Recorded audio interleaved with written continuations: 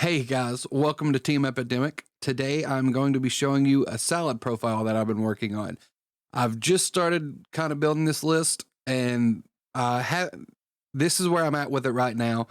There's so many different paths you can take with salad and it can just make so many boards and there's so many tech cards you can run in it and there's just so many different routes you can take. And that's one of the reasons why I love the deck. That being said, I'm still exploring a few options. So if I update it, I will let you guys know. That is something to join the Discord.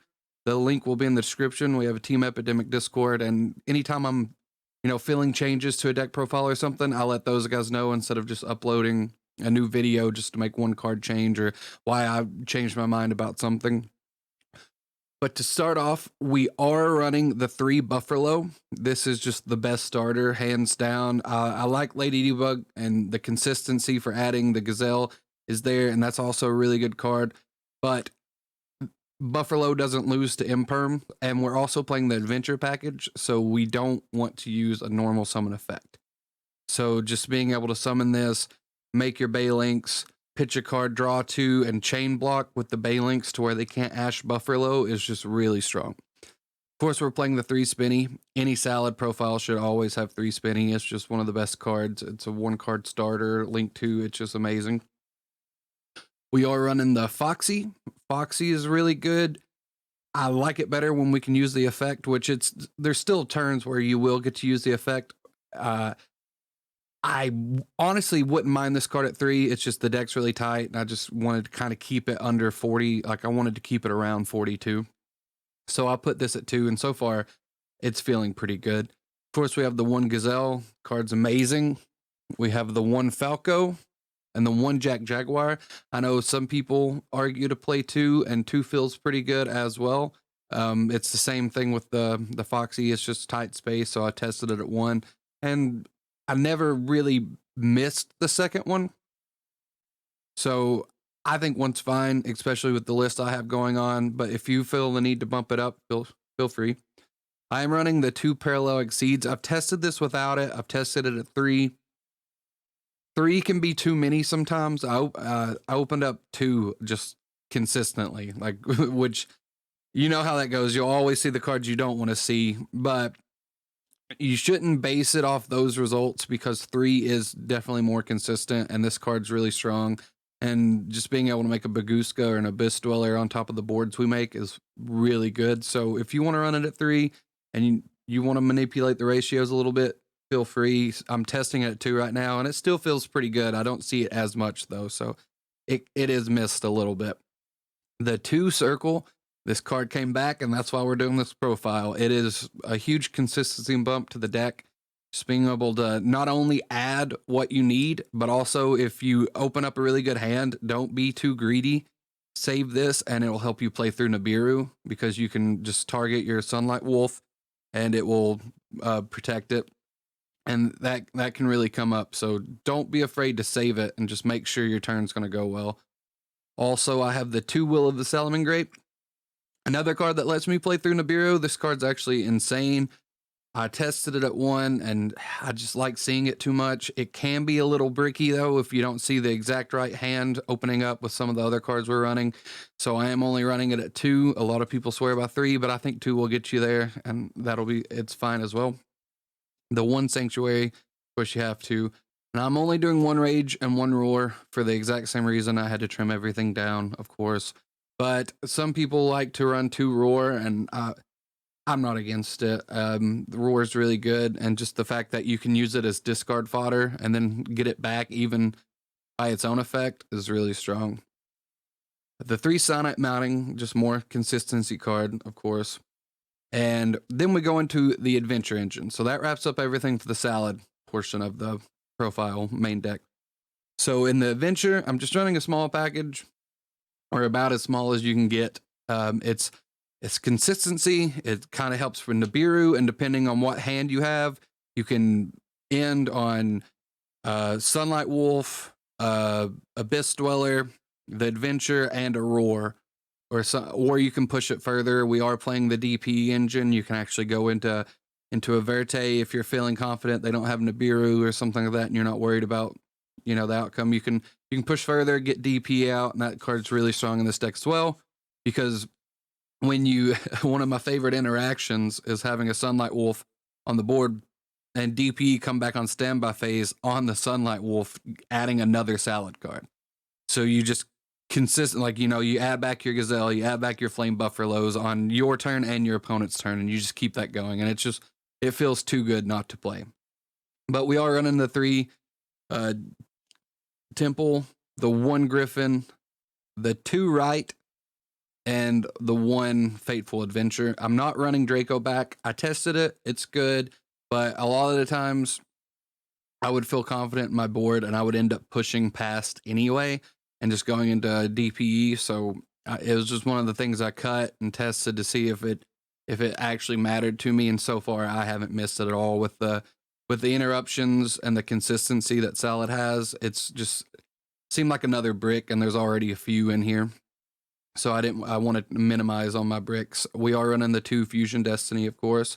This card is so good when you hard draw it. It is so good when you hard draw it. That way you can make your crazy board and you don't feel tempted to go into Verte, which can make you lose your Griffin Negate or something if you do it that way, or if you don't have the exact extenders. So when you see this card in your opening hand, it's almost always a win. We are running the Celestial and Dasher. The draw 2s comes up a lot out of the graveyard, and especially with like Buffalo and just continuously getting cards in your hand. It's so good. For hand traps, we are only running 6. I love hand traps this format. It's almost like you need to play 12 or none, because 1 or 2 doesn't really feel that impactful. But I just hate not having them. So we are running the 3 Ash and the 3 Imperm. Ghost Ogre is really good. Ash, honestly, is so-so. There's quite a few things it hits, but this is just for like rogue stuff. And of course, I want the Imperms for like Flunderies and just to have, kind of play through the negates a little better. And then for just tech cards, we are running the Called by the Grave, which I think every deck should have in its deck list. This format, this card just comes up not only for the decks running 12 hand traps, but also almost every engine has graveyard pieces now. You get DPEs, you can get there's just a million things that are good, and like Phantom Knights, everything in the graveyard. And we are running the 1 Foolish Burial to round it off at 42. This card is so good because it's not only an extender for your salad plays, but it's also access to your entire adventure engine. So you just get to pick what you want. And I honestly always love seeing this card because it literally just gives you the missing piece almost always. That is it for the main deck. This deck will push enough bodies on board, especially if you bump up Parallel Exceed and stuff like that, to get the DP Scythe combo. And you can definitely find space for Dagda in here and add the Scythe, but I wanted to minimize bricks, and it honestly felt a little win more with the boards I was putting up, they were already insanely strong, that the Scythe thing just almost made it feel like I bottlenecked into weakness, because you pretty much turn off your salad plays at that point, because to get Dagda and Verte on the board, if you don't open up, you commit to a lot of resources, and it's really hard and almost impossible to keep your Sunlight Wolf or anything on the board, just to keep your Roar or your Rage and everything live. So I felt too much. I was pressured into giving up on the salad aspect of the deck just to make that thing happen, and it just didn't seem worth it to me, especially just to add another brick in the deck. Test it out if you want to, because it is very possible and you can do it consistently. But it's just one of those things where, again, you're losing all your salad power, and decks are kind of expecting the Scythe lock. So players are, adapting to it. So it just felt weaker to go that line of play to me. For the extra deck, we are running the access code talker just because it's insanely easy to make in this deck, especially with Heat Leo and just all your salad plays. It's just really easy. You don't even have to run like a Celine or any kind of ramp up package. Salad just does it naturally. Running the 2 Heat Leo, I know some people aren't running this format, but against Eldritch, it actually comes up a lot. And I had a game where I think I made 3, like I returned one with Jack Jaguar and just went through and shuffled everything. It's actually in a lot of my replays I go into this card, and it also is access code facilitator, so I think it's definitely worth running. I'm running the 3 Sunlight Wolf.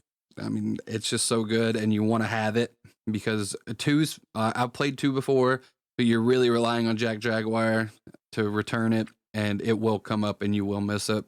Same with the Balinks, running 3 Balinks.